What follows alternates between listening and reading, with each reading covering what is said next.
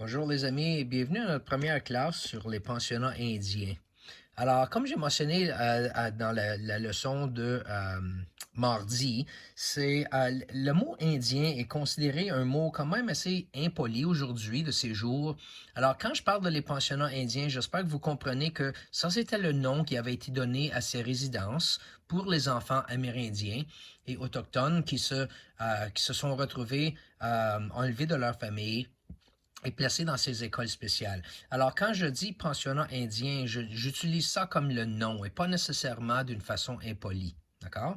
Euh, vous allez remarquer la première chose que j'ai surlignée sur la page aujourd'hui que nous allons travailler, ce sont deux dates. La première date, c'est 1874.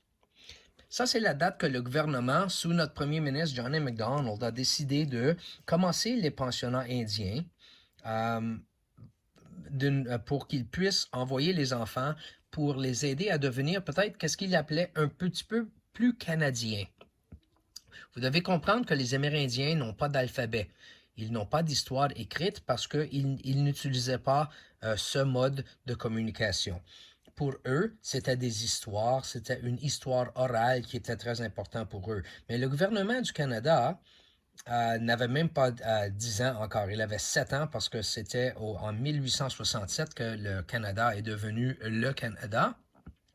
7 ans plus tard, le gouvernement du Canada décide d'envoyer tous les enfants autochtones dans ces écoles pour les aider à apprendre les mathématiques et spécifiquement apprendre comment lire et à écrire parce qu'ils pensaient que c'était à eux, le gouvernement canadien, à instruire les Autochtones qui se retrouvaient ici pour qu'ils puissent trouver une place dans le nouveau Canada. Ça commence en 1874. Si on regarde en bas ici, il y a une autre date, 1996. Ça ici, c'est l'année que le dernier pensionnat indien a fermé. Alors, vous pouvez voir que pour au-dessus de 100 ans, on a eu des résidences, des pensionnats pour les enfants autochtones à visiter. L'idée semble bonne parce que le gouvernement va jamais décider de prendre une décision qu'ils savent n'est pas une bonne décision. Ils pensaient que c'était la meilleure chose pour les Amérindiens. Malheureusement, ça a affecté les enfants autochtones de plusieurs façons. Alors, on va regarder le texte pour tout de suite. On va faire du surlignage. On va le lire ensemble. Ensuite, peut-être on peut parler un petit peu plus de exactement comment ça a affecté les enfants amérindiens qui se retrouvaient dans le Canada. Alors, on commence en haut ici, en 1874. Et j'ai déjà mentionné, le gouvernement du Canada a décidé d'envoyer tous les enfants inuits, métis et des Premières Nations dans des écoles spéciales appelées pensionnats indiens afin d'instruire ces enfants. On est au deuxième paragraphe.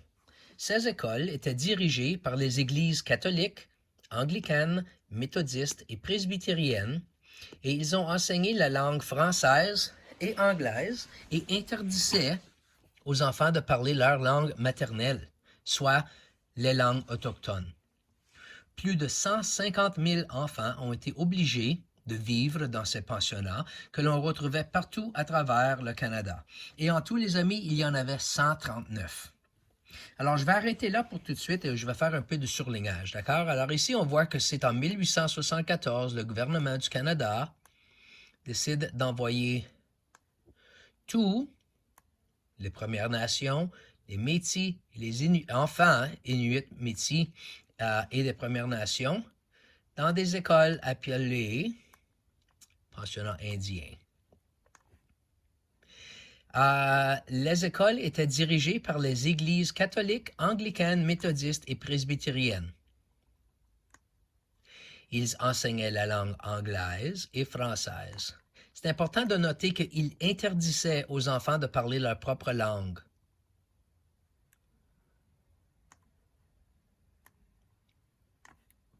Et 150 000 enfants ont été obligés de vivre dans ces pensionnats qu'on retrouvait partout à travers le Canada. On peut souligner qu'il y avait 139 de ces écoles, de la Colombie-Britannique jusqu'à la Terre-Neuve.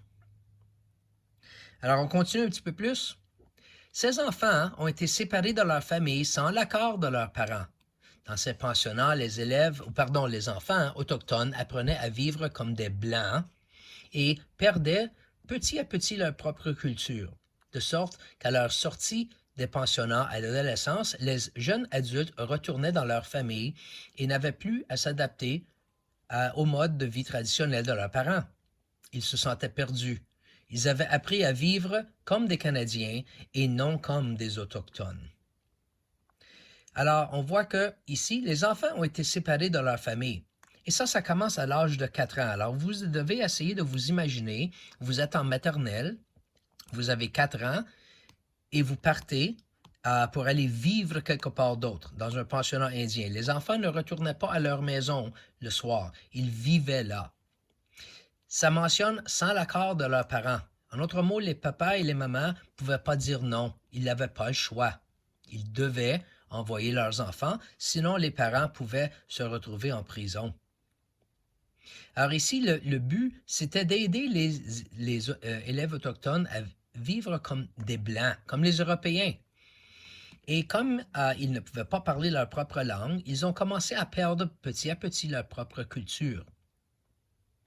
Quand les enfants sont devenus des jeunes adultes, ils sont retournés dans leur famille, mais n'arrivaient plus à s'adapter au mode de vie traditionnel.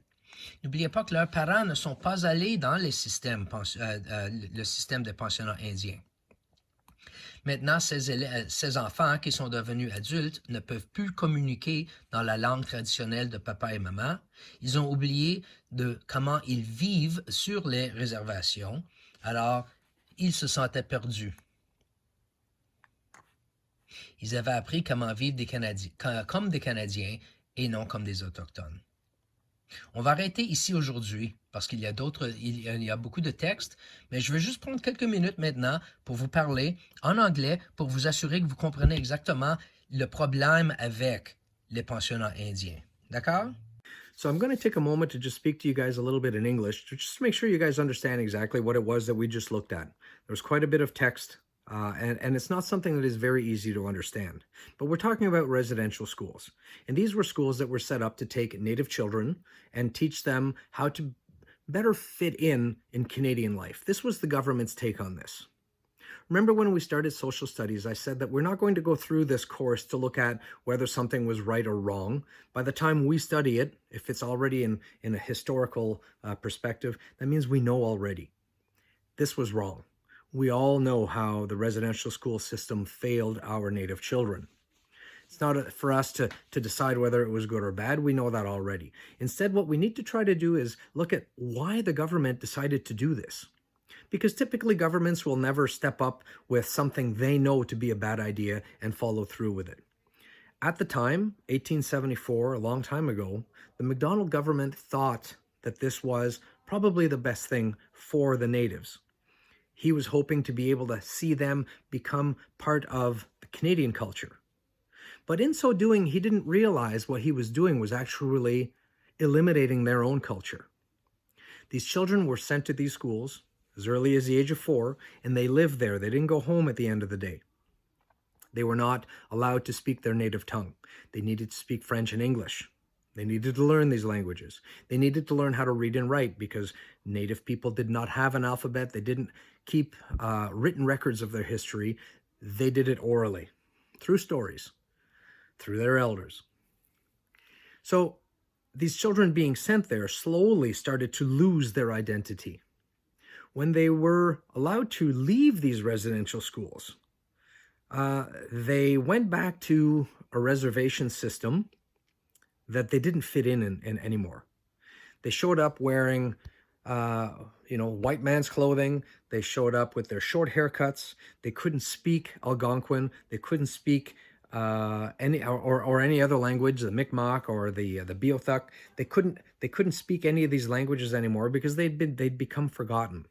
So they didn't fit in with mom and dad. They didn't fit in on their reservations. Then they decided, well, maybe the reservation is not right for me. So they left and they went to live in the big cities. The European people of Canada were not ready to accept the natives in their cities. They still saw them as what they called savages. So these people that went through the residential school system became lost. They didn't fit in here. They didn't fit in here. They didn't have a whole lot to turn to. Most of them turned to drugs. A lot of them turned to alcohol. You also have to understand that there was a lot of abuse that happened in these schools. Physical abuse, emotional abuse. These children were not treated properly. These schools were not being regulated by the government. They were being regulated by the Anglican, Presbyterian, Methodist, and Catholic churches, who had taken on the responsibility of education here in Canada. That meant that some schools, maybe the funds that they were given, the money that the government gave them, maybe that money was spent properly. In other schools, however, maybe it wasn't. In many cases, the children were underfed. Many cases, they were not clothed properly. Sometimes when they got sick, there was no medication to help them get better. And sometimes they died in the schools. Moms and dads would find out in the spring that their son or daughter may have succumbed to some sickness back in December. It was not a good place to be. It was not a good decision for the government to take. Next class, we're going to continue with our reading. On va continuer avec la lecture. Je sais que c'est pas toujours facile, it's not always easy, but if I take some moments to speak to you guys in English in this way, it's because I want you to really understand exactly the impact that these residential schools had on our native populations here in Canada. All right? Alors, on continue la semaine prochaine avec la deuxième partie de la lecture. À bientôt, les amis.